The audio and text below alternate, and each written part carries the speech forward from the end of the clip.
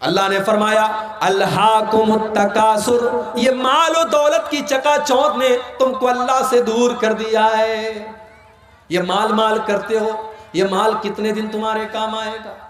اللہ کے نبی فرماتے، اللہ تعالیٰ کہتا ہے یقول ابن آدم مالی مالی، آدم کا بیٹا کہتا ہے ہائے میرا مال، ہائے میرا مال، وما مالک الا ما اکلت فافنیت وما لبست فابلیت وما تصدقت فامضیت۔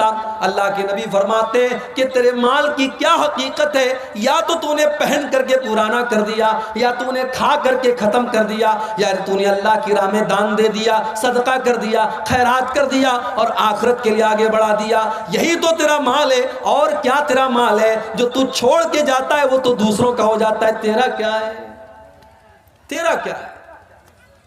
ساری زندگی جو جس مکان کو بناتے ہیں آپ، حرام کمائی سے جس مکان کو بناتے ہیں، ایک دن آتا ہے آپ مر جاتے ہیں اور آپ کے بچے اس مکان میں جس کو آپ نے کھڑے ہو کر کے بنوایا ہے، اس مکان میں آپ کے بچے آپ کی لاش کو 24 گھنٹے رکھنے کے لیے تیار ہیں۔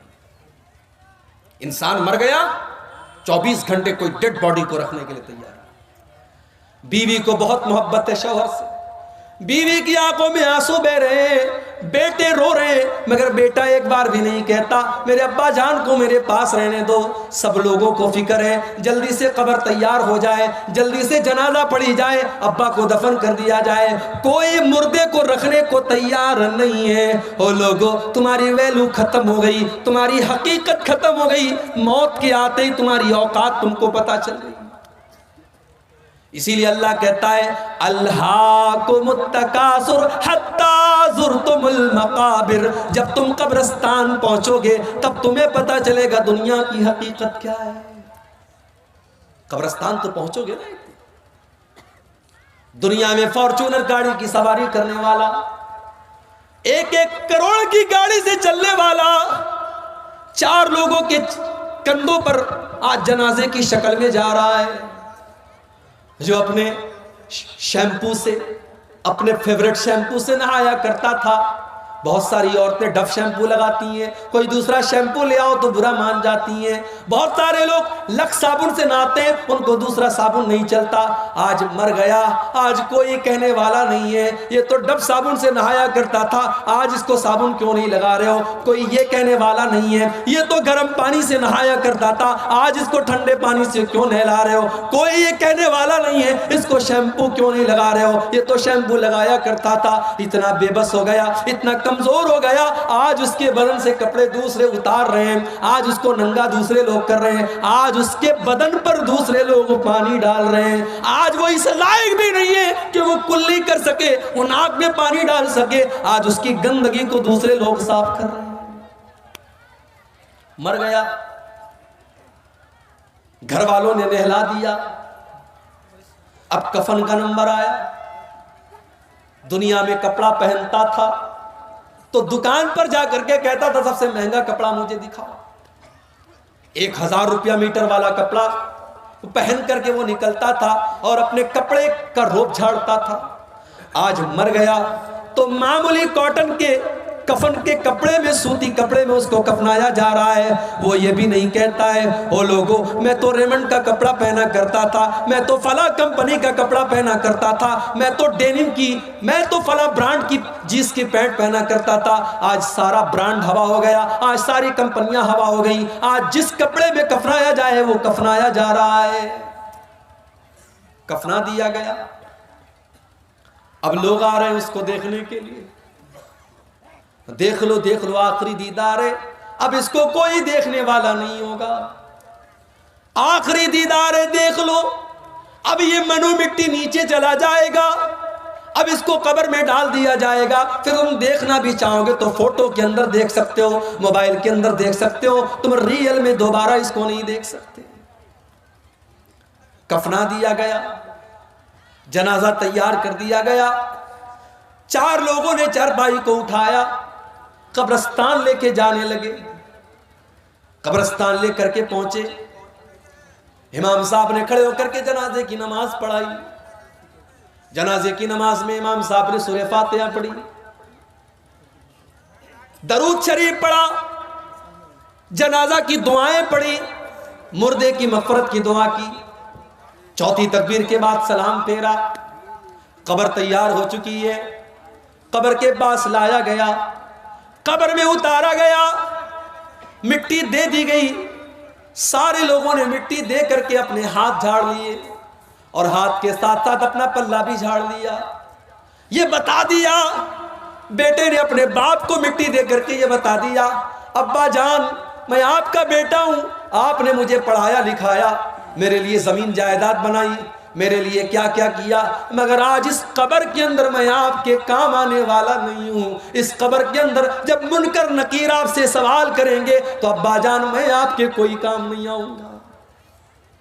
بیوی، جس بیوی کے زیورات کے لیے اس نے سود اور بیاج کا دھندا بھی کیا تھا، اس نے حرام کاروبار بھی کیا تھا اور اپنی بیوی کے کان اور ناک اور ہاتھوں کو زیورات سے بھر دیا تھا، آج وہ بیوی بیٹھ کر کے رو رہی ہے اور ایک بار بھی اپنے شوہر سے یہ نہیں کہہ رہی ہے کہ میں آپ کی قبر میں آپ کی مدد کرنے آؤں گی۔ وہ آنسو تو بہا رہی ہے مگر آپ کی قبر میں آپ کے کوئی کام نہیں آ رہی ہے۔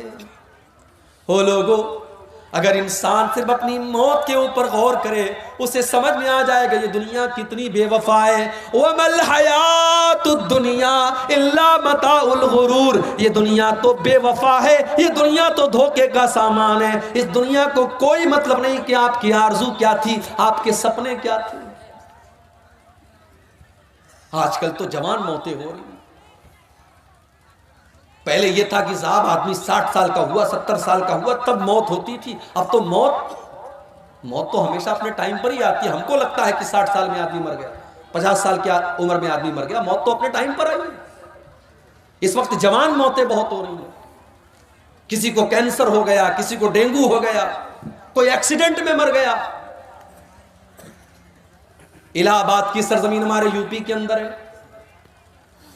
ڈاکٹر محسن نام کا ایک نوجوان لڑکا، ہٹا کٹا خوبصورت لڑکا، 1 سال پہلے مجھے جلسے میں ملتا ہے، میں منع کرتا ہوں پھر بھی میرے ساتھ سیلفی لیتا ہے، اپنا موبائل نمبر مجھے دیتا ہے، مجھ سے کانٹیکٹ میں رہتا ہے، قوم کی خدمت کرنے کا جذبہ بھی اس کے اندر ہے۔ 1 سال کا پیریڈ بھی نہیں گزرا، فیس بک کے اوپر پوسٹ آتی ہے ڈاکٹر محسن کی، مجھے ڈینگو ہو گیا ہے، میرے حق میں دعا کریں۔ 3 دن کے بعد میسج آتا ہے ڈاکٹر محسن کا انتقال ہو گیا، اس کی مغفرت کی دعا کریں۔ ڈاکٹر محسن نے کیا سوچا ہوگا میں اس جوانی کی عالم میں، جبکہ ابھی تو میری شادی بھی نہیں ہوئی، میرے ماں باپ نے میری شادی کا سپنا دیکھا تھا، میرا رشتہ طے ہوا تھا، میں کسی کا داماد بننے والا تھا، کیا ڈاکٹر محسن نے یہ سوچا تھا کہ آج میں موت کے گھاٹ اتر جاؤں گا اور شادی کا دن بھی میں نہیں دیکھ پاؤں گا، میں دنیا سے اسی حال میں چلا جاؤں گا۔ میرے نوجوان ساتھیوں، یہ موت آپ سے پوچھ کر کے تو نہیں آئے گی، اس موت کو اس سے کوئی مطلب نہیں کہ آپ کے کون کون سے سپنے ہیں اور آپ کے کون کون سے ارادے ہیں، یہ موت آئے گی اور آپ کو آپ کے اپنوں سے جدا کر دے گی۔ ہمارے بڑے اچھے دوست تھے مولانا عبد الرحمن ساجد سلفی، اتر پردیش کے سدھارتھ نگر کے رہنے والے، ممبئی میں مسجد کے امام ہیں، تقریر کرنے کے لیے پونا جاتے ہیں، رات میں تقریر کر کے واپس لوٹ رہے ہیں، ٹیکسی کے اوپر سوار ہیں، ایکسیڈنٹ ہو جاتا ہے، انتقال ہو جاتا ہے، خوبصورت چہرہ لہو لہان ہو جاتا ہے، جو دیکھتا ہے اس کی آنکھوں میں آنسو آ جاتے ہیں۔ لیکن میرے پیارے بھائیوں، موت کو کوئی ترس نہیں آتا، موت کو کوئی رحم نہیں آتا، موت کا فرشتہ اس سے کوئی مطلب نہیں کہ آپ کا 1.5 سال کا بچہ آپ کا انتظار کر رہا ہے، ابھی آپ کی نئی شادی ہوئی ہے، ابھی آپ کی جوان بیوہ آپ کا انتظار کر رہی ہوگی، آپ کے ماں باپ آپ کا انتظار کر رہے ہیں، ابھی تو آپ نے مکان بھی نہیں بنایا، ابھی تو آپ نے زندگی میں بہت سارے سپنے پورے نہیں کیے، موت آئے گی اور آپ کے سارے سپنوں کو چکناچور کر دے گی۔ الہاکم التکاثر حتی زرتم المقابر، میرے بندو تم کتنا بھاگو گے تم اللہ سے بھاگ کر کے کہاں جاؤ گے؟ حتی زرتم المقابر، ایک دن تو تم کو قبرستان آنا ہے۔ ہم تو اتنے بے رحم ہو گئے، ہم تو قبرستان میں بھی بیٹھ کر کے موبائل پر گرل فرینڈ سے باتیں کر رہے ہیں، ہم تو اتنے بے رحم ہو گئے کہ قبرستان پر بیٹھ کر کے غیبت اور چغلی ہو رہی ہے، اور قبرستان پہ بیٹھ کر کے جوا کھیلا جا رہا ہے، اور قبرستان میں بیٹھ کر کے شراب پی جا رہی ہے، ہمیں تو قبرستان میں بھی موت یاد نہیں آتی۔ او لوگو، میرے نبی کو تو قبر کو دیکھ کر کے موت یاد آ جاتی تھی۔ ابن ماجہ کی روایت ہے، ایک انصاری صحابی کا جنازہ ہے، جنازے کو قبر میں اتارا جا رہا ہے، اللہ کے پیارے نبی اپنے صحابہ کے ساتھ قبر کے پاس بیٹھے ہوئے ہیں، اور آپ کی آنکھوں سے آنسو بہنے لگتے ہیں، اور اتنا روتے حتیٰ بل الثری، وہاں کی زمین آپ کے آنسوؤں سے بھیگ جاتی ہے۔ اس کے بعد آپ قبر کی طرف اشارہ کر کے کہتے ہیں، لمثل ھذا فاعدوا یا اخوانی، اے میرے صحابہ اس قبر کی تیاری کرو، یہاں تم کو آنا ہے۔ او لوگو، ہم تو اتنے کٹھور دل ہو گئے، ہم کو تو قبر دیکھ کر کے بھی موت یاد نہیں آتی۔ حتی زرتم المقابر، قبرستان تو تم کو جانا ہے۔ انسان بہت ترقی کر گیا، بڑے بڑے ہاسپٹل کھل گئے، کٹیہار میں، کشن گنج میں، دلی میں، ممبئی میں، مگر آج بھی ڈاکٹر کے پاس موت کا کوئی علاج نہیں ہے۔ ایک ٹائم ایسا آتا ہے، ڈاکٹر کہتا ہے صاحب مریض کو لے جاؤ، اب اس کو دوا کی نہیں، اس کو دعا کی ضرورت ہے۔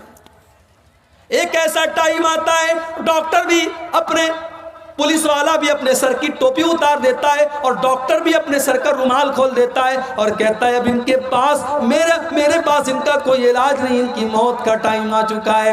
اسی لیے اللہ قرآن میں سورہ واقعہ کے اندر فرماتا ہے، کلا اذا بلغت الحلقوم وانتم حینئذ تنظرون، میرے بندو جب موت کا ٹائم آتا ہے، جب روح کے نکلنے کا ٹائم آتا ہے، فلولا اذا بلغت الحلقوم وانتم حینئذ تنظرون، تم اپنی آنکھوں سے دیکھ رہے ہو کہ ایک انسان دنیا سے جا رہا ہے، اس کی موت کا ٹائم قریب ہے۔ وَنَحْنُ أَقْرَبُ إِلَيْهِ مِنْكُمْ وَلَكِنْ لَا تُبْصِرُونَ، بیوی یہ سمجھتی ہے کہ شوہر کے سب سے قریب میں بیٹھی ہوں، بیٹا یہ سمجھتا ہے کہ باپ کے سب سے قریب میں بیٹھا ہوں۔ اللہ کہتا ہے کہ تم سے زیادہ قریب تو ہم ہیں، اس مرنے والے سے تم سے زیادہ قریب تو ہم ہیں، لیکن تم کو نظر نہیں آتا، ہم تو اس مرنے والے کے تم سے بھی زیادہ قریب ہیں۔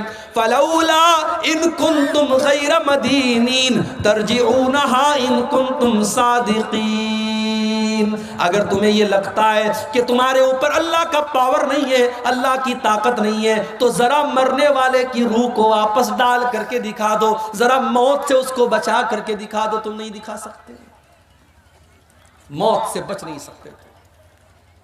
اور اسی لیے اللہ نے اپنے نبیوں کو بھی موت کے گھاٹ اتارا، نبیوں کو بھی موت آئی۔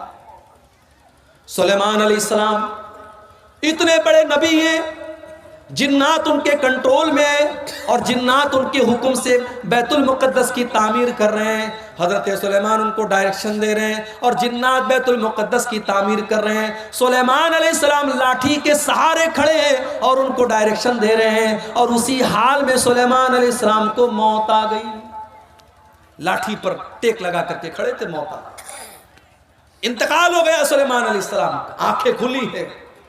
جنات یہ سمجھ رہے ہیں کہ سلیمان علیہ السلام دیکھ رہے ہیں، وہ فٹافٹ اپنا کام کر رہے ہیں۔ قرآن کریم میں اللہ نے فرمایا فَلَمَّا قَضَيْنَا عَلَيْهِ الْمَوْتَ مَا دَلَّهُمْ عَلَى مَوْتِهِ إِلَّا دَابَّةُ الْأَرْضِ تَأْكُلُ مِنْ سَأْتَهِ، جب سلیمان کی موت کا فیصلہ ہم نے کر دیا تو جنات کو ان کی موت کے بارے میں پتہ بھی نہیں چلا، وہ تو ان کی لاٹھی کو جب گھن کے کیڑے نے کھا لیا اور لاٹھی کٹ کر کے گر گئی، اور سلیمان علیہ السلام کی ڈیڈ باڈی زمین پر آ گئی، تب جنات کو پتا چلا کہ ان کو غیب کے بارے میں پتا نہیں، ان کو پتا نہیں کہ سلیمان کو موت کب آئی۔ سلیمان علیہ السلام کو بھی موت آئی، اور نبیوں کے سردار اور ہماری اور آپ کے پیارے نبی اور آخری نبی جناب محمد رسول اللہ صلی اللہ علیہ وسلم کو بھی موت آئی۔ ربیع الاول کی 12 تاریخ تھی، سوموار کا دن تھا، اللہ کے نبی کئی دن سے بیمار چل رہے تھے، فجر کی نماز کا ٹائم ہے، اللہ کے نبی کو تھوڑی طبیعت بہتر محسوس ہوئی، آپ نے اپنے کمرے کا پردہ ہٹایا، سامنے فجر کی نماز ہو رہی ہے، ابو بکر صدیق نماز پڑھا رہے ہیں اور پیچھے صحابہ نماز پڑھ رہے ہیں. نبی اکرم نے اپنے صحابہ کو نماز پڑھتے ہوئے دیکھا. آپ کے چہرے پر مسکراہٹ پھیل گئی. آپ کو لگا میرا مشن کامیاب ہے, میری محنت کامیاب ہے, میرے صحابہ میرے بعد بھی نماز کو قائم رکھیں گے. میرے پیارے ساتھیوں, جا کر کے ذرا اپنی مسجدوں کا جائزہ لو. اس گاؤں کے اندر مجھے نہیں پتا کتنی مسجدیں ہیں, جاؤ ذرا مسجدوں میں فجر کی نماز کا جائزہ لو. اگر یہ بیچارے 70 سال والے 60 سال والے یہ ڈنڈا لے کر کے چلنے والے بوڑھے اگر مسجد میں جانا بند کر دیں تو شاید فجر کی نماز میں تالا لگ جائے مسجدوں میں, اور فجر کی نماز میں کوئی مسجد کو کھولنے والا نہ ہو. ہم تو نماز سے اتنے دور ہیں, کوئی بات نہیں ہے, ہمارا کاروبار چل رہا ہے, ہماری دکان چل رہی ہے, نماز ہو رہی ہے, اور محبت رسول کا دعویٰ. اللہ اکبر. ایک مرتبہ ربیع الاول کا مہینہ تھا, میرا پروگرام تھا کلیا چک میں, مالدہ میں. مالدہ اسٹیشن سے کلیا چک جانے میں عام طور سے 1 سے 1.5 گھنٹہ لگتا ہے, مجھے 3 گھنٹے لگ گئے. راستے پر جلوس نکل رہا تھا صاحب. کس کا جلوس نکل رہا ہے؟ نبی کے عاشقوں کا جلوس نکل رہا ہے. نبی کے عاشقوں کا جلوس نکل رہا ہے. ڈی جے بج رہا ہے, راستوں کو جام کر کے ناچ کر کے گا کر کے نعرے لگا کر کے لوگ محبت رسول ظاہر کر رہے ہیں. جس کو نبی سے محبت ہوگی وہ جلوس نہیں نکالے گا, وہ ناچ گانا نہیں کرے گا, وہ ڈی جے نہیں بجائے گا, وہ میوزک نہیں بجائے گا. جس کو نبی سے محبت ہوگی وہ نماز قائم کرے گا, کیونکہ نبی کو نماز سے بڑی محبت تھی. اللہ کے نبی فرماتے جو علت قرۃ عینی فی الصلاۃ, نماز میری آنکھوں کی ٹھنڈک ہے. نماز کا ٹائم ہوتا تھا, اللہ کے نبی حضرت بلال سے کہتے تھے یا بلال ارحنا بالصلاۃ, اے بلال جلدی سے نماز کھڑی کرو اور مجھے میرے دل کو سکون پہنچاؤ. فجر کی نماز ہو رہی ہے, اللہ کے نبی کے چہرے پر مسکراہٹ پھیل گئی کہ میرے بعد بھی میرے صحابہ نماز قائم کریں گے, میرا مشن چالو ہے, میرا مشن جاری ہے. نبی اکرم نے زبان سے کچھ نہیں کہا ہے, پردہ ہٹایا ہے اور دروازے پر آ کر کے کھڑے ہیں. صحابہ کو اپنے نبی سے اتنا پیار تھا, انہوں نے محسوس کر لیا, ان کو اپنے نبی کی خوشبو محسوس ہو گئی, ان کو پتہ چل گیا کہ اللہ کے نبی اپنے دروازے پر آئے ہیں. صحابہ نے نماز کی حالت میں ابو بکر صدیق کو اشارہ کرنا شروع کیا کہ اللہ کے نبی آ چکے ہیں, اب تم پیچھے آ جاؤ, اللہ کے نبی نماز پڑھائیں گے. حضرت ابو بکر نے پیچھے ہٹنے کا ارادہ بھی کیا, لیکن اللہ کے نبی نے اشارہ کیا کہ نہیں تم نماز پڑھاتے رہو, اور اللہ کے نبی نے دوبارہ پردہ گرا دیا. اور صحابہ کہتے ہیں یہ آخری نظر تھی جو اللہ کے نبی نے صحابہ پر ڈالی تھی. فجر کا وقت تھا, پھر سورج نکلا, دن چڑھنے لگا, چاشت کا وقت آنے لگا, اور جیسے جیسے دن چڑھ رہا ہے محمد رسول اللہ کی تکلیف میں اضافہ ہو رہا ہے. اما عائشہ فرماتی ہیں اسی سوموار کے دن میرے بھائی عبد الرحمن آئے, وہ مسواک کر رہے تھے, اللہ کے نبی کی نظر پڑ گئی, آپ نے اشارہ کیا کہ میں بھی مسواک کرنا چاہتا ہوں. اما عائشہ نے اپنے بھائی سے مسواک کو لیا اور مسواک کو اپنے دانتوں سے نرم کیا تاکہ اللہ کے پیارے نبی کو مسواک کرنے میں تکلیف نہ ہو. بیوی وہ ہوتی ہے جس کو شوہر کی تکلیف کا اتنا احساس, شوہر بیمار ہے تو اما عائشہ نے مسواک کو نرم کیا تاکہ میرے نبی کو, میرے شوہر کو تکلیف نہ ہو, آسانی سے مسواک کر سکے. اور اما عائشہ فرماتی ہیں یہ میرے لیے فخر کی بات تھی کہ اللہ کے نبی کے آخری ٹائم میں میرا لعاب اللہ کے نبی کے لعاب کے ساتھ مل گیا. میں نے مسواک کو نرم کیا اور اللہ کے نبی کو دیا, اور آپ نے اسی مسواک سے اپنے دانتوں کو صاف کیا. اسی لیے علماء کہتے ہیں اگر کسی کو یہ احساس ہو کہ میرا آخری ٹائم ہے تو آخری ٹائم میں مسواک کرنا چاہیے, یہ بھی اللہ کے رسول کی سنت ہے. مسواک کیا آپ نے, بے چینی بڑھنے لگی. آپ کے بغل میں ایک پیالے میں پانی رکھا ہوا تھا, آپ بار بار اپنے ہاتھ میں پانی لیتے, اپنے چہرے پر چھڑک لیتے اور کہتے اللہم اعنی علی سکرات الموت, ہے اللہ تو موت کی سختیوں پر میری مدد فرما، اے اللہ سکرات الموت پر تو میری مدد فرما۔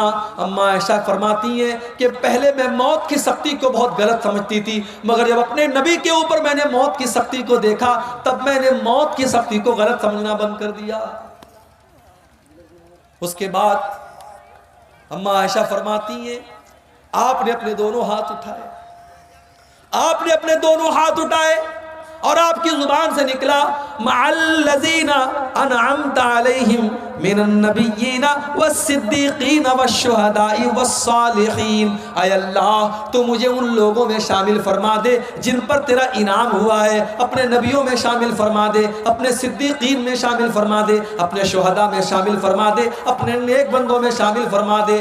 اللہم الحقنی بالرفیق الاعلی، آپ نے فرمایا اے اللہ تو اپنے بہترین بندوں میں مجھ کو شامل فرما دے۔ اتنا کہتے ہوئے اللہ کے نبی نے ہاتھ اٹھایا اور پھر دھیرے دھیرے آپ کا ہاتھ زمین پر آ گیا اور آپ کی روح آپ کے بدن سے نکل گئی اور آپ اس دار فانی کو چھوڑ کر چلے گئے۔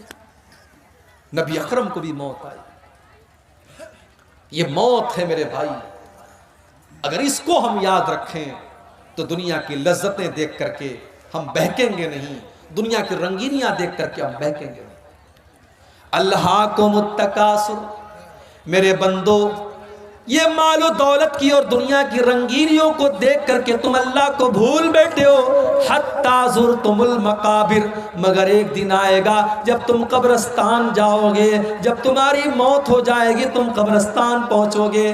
کلا سوف تعلمون، اس کے بعد تمہیں ضرور پتا چل جائے گا کہ اللہ کا وعدہ کتنا سچا تھا۔ ثم کلا سوف تعلمون، تمہیں ضرور پتا چل جائے گا کہ اللہ کا وعدہ سچا تھا۔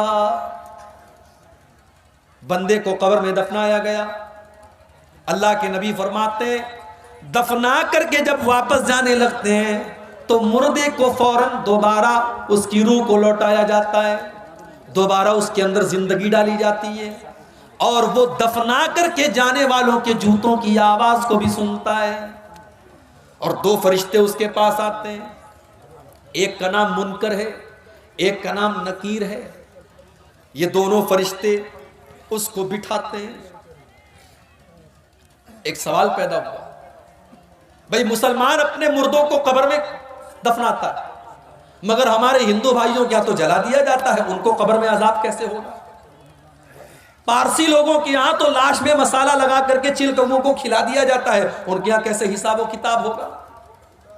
کوئی پانی میں سفر کر رہا تھا ڈوب کر کے مر گیا، مچھلیوں نے اس کو کھا لیا، اس کا قبر میں حساب و کتاب کیسے ہوگا؟ کوئی فلائٹ میں سفر کر رہا تھا اور فلائٹ میں حادثہ ہو گیا اور فلائٹ میں جتنے لوگ تھے سب مر گئے، چتلے اڑ گئے، ان کا حساب و کتاب کیسے ہوگا قبر کے اندر؟ تو یہ بات یاد رکھیے، ان اللہ علی کل شیء قدیر۔ یہ سوال ہمارے لیے پیدا ہوتا ہے کہ ہمارے لیے یہ کام سمبھو ہے کہ نہیں ہے، ممکن ہے کہ نہیں ہے، پاسبل ہے کہ نہیں ہے؟ اللہ کے لیے سب کچھ پاسبل ہے۔ اللہ جس حال میں چاہے گا اور جہاں چاہے گا وہاں قبر کا جو معاملہ ہوگا وہ ہوگا۔ میرے مسلمان کے مردوں کو قبر کے اندر عذاب اور ثواب جو ہوگا وہ ملے گا، غیر مسلم جن کو جلا دیا جاتا ان کا بھی حساب و کتاب ہوگا، پارسیوں کا بھی حساب و کتاب ہوگا، فلائٹ کے اندر جلنے والوں کا بھی قبر کا معاملہ ہوگا۔ اب ان کا کیسے معاملہ ہوگا اس کی حقیقت ہم نہیں جانتے، لیکن ہوگا، ہمارا اس کے اوپر ایمان ہے۔ ہماری عقل میں آئے نہ آئے، ہماری لاجک میں آئے نہ آئے، لیکن ہمیں ماننا ہے، ہمیں ایمان رکھنا ہے، اس لیے کہ اللہ نے اپنے مومن بندوں کی یہ پہچان بتائی، الذین یؤمنون بالغیب، کہ وہ غیب کے اوپر ایمان رکھتے ہیں، وہ بغیر دیکھے ایمان رکھتے ہیں۔